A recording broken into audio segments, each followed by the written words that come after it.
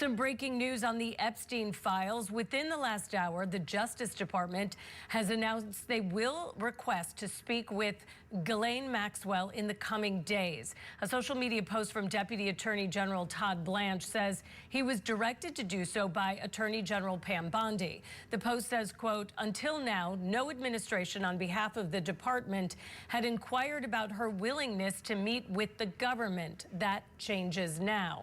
All right, so let's bring in Scripps News Deputy Political Director Joe St. George from Capitol Hill for us. And Joe, all right, explain why would the Justice Department want to speak with Ghislaine, who could possibly confirm there's a list or give information on who or what is on that list if it exists? Seems like this is what the administration has been trying to avoid all this time. Well, I think it's important to start that this latest revelation from the Justice Department, this latest statement from the Justice Department, it's an acknowledgement that this story's not in the rearview mirror for the president. That they're hearing, certainly on social media, they're hearing from conservative influencers that there needs to be more here. There's just a lack of lawmakers, especially many conservative lawmakers on Capitol Hill, who are satisfied. I'm thinking of Congresswoman Marjorie Taylor Greene of Georgia, the firebrand conservative. She said to reporters yesterday that, well, this is one of the highest volumes of calls that her office has ever received, and that's related to Jeffrey Epstein here. So at the bare minimum, we talked about early on Monday, the president wants to move on from this. Now we're on Tuesday, and there's new statements coming out from the Justice Department. This keeps this in the news. This keeps this story. Growing, and it's hard to see an insight at this juncture. Let's pull up again, if we can, what the Department of Justice has said this morning. This is the new statement from the Justice Department. Therefore, at the direction of Attorney General Bondi, I have communicated with counsel for Ms. Maxwell to determine whether she would be willing to speak with prosecutors from the department. I anticipate meeting with Ms. Maxwell in the coming days.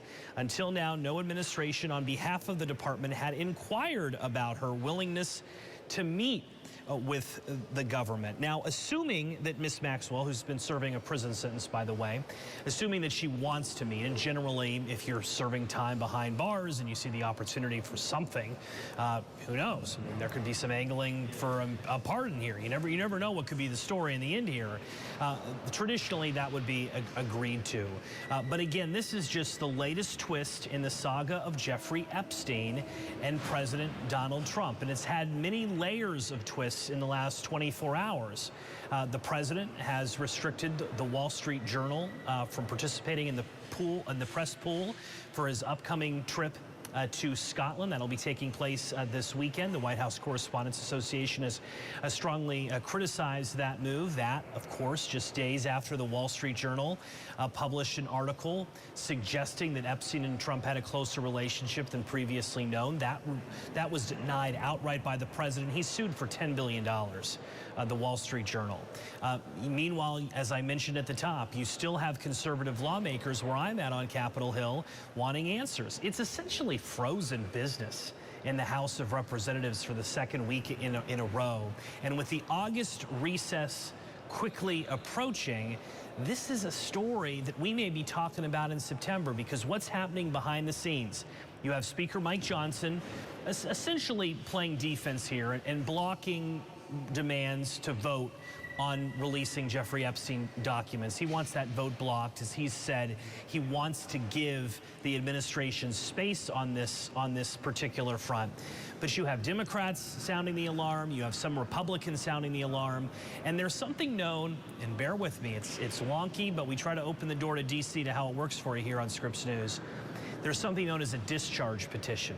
If Democrats and Republicans, if enough of them come together and enough time has passed, they can force a vote on the House floor against the wishes of the Speaker of the House, or the Majority Leader, who typically controls what bills come up for a vote.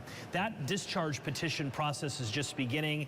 It won't mature until September, so we may not get a vote on the House floor regarding Jeffrey Epstein, assuming this continues throughout the month of August until the fall. Speaker Johnson spoke about the discharge petition to reporters yesterday.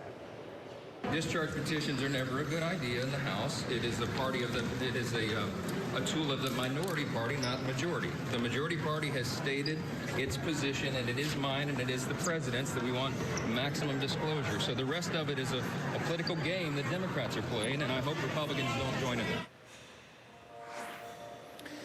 And what will greet Republicans soon? Town halls as they head back to their districts for the August recess. Many of them have been instructed to help sell the one big beautiful bill.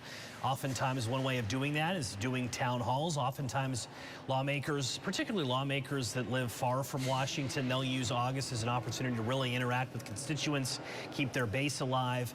But town halls in this environment run the risk of becoming extremely rowdy, and it'll be interesting to see how many of their supporters, MAGA supporters, show up at these town halls frustrated with what's gone on with Jeffrey Epstein. And that could very well impact where this story goes from here come the fall. I can't believe, Holly, I'm already talking about the fall with this story. I think this is just a revelation that it's not going away anytime soon. Absolutely. Soon will be holiday shopping.